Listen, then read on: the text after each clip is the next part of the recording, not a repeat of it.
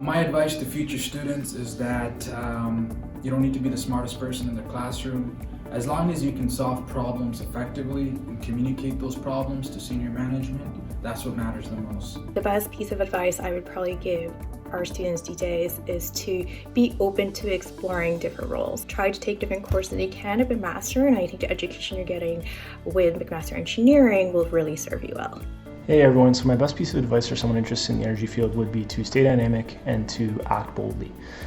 Today's global energy landscape is changing fast, and today's graduates are entering an energy space that is literally transforming overnight. Climate change and mass electrification will bring great opportunity, but also unprecedented challenges. These challenges are going to require bold, new ways of thinking and leading, and really, that's where you come in. My piece of advice for those looking to get into consulting would be to join different types of groups, teams, competitions during your time at McMaster. As a consultant, I have to wear a multitude of different hats, talk with a bunch of different types of people, and work on multiple projects at the same time. I found that extracurriculars allowed me to learn how to balance different projects while working with different people on different types of ideas, and it allowed me to take on a bunch of different types of roles that I now use in my job.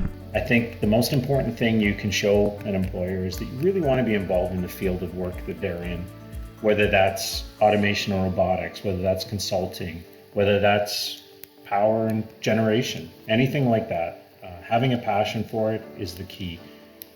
So please, when you go to an interview and you're part of a team, show the passion that you have.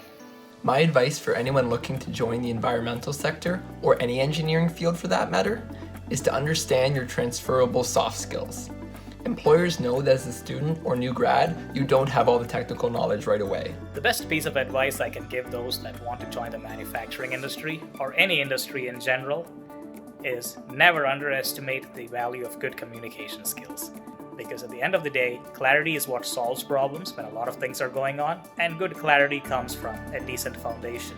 I get a lot of questions about job selection and job search. My advice is this: look at your passions. What is it that you really want to do or want to get from a job? If you can find a job or apply for a job with those in mind, you will do well in your search and in your following career. Some advice I have for anyone looking to go into government.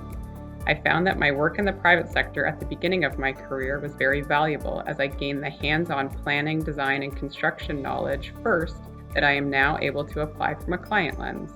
I use the communication skills, both written and oral, that I learned at McMaster on a daily basis, so don't underestimate the power of refining those skills. Regardless of the field of engineering or sector that you end up in, my biggest advice to students is to be humble and never be afraid to leverage your network and find mentorship.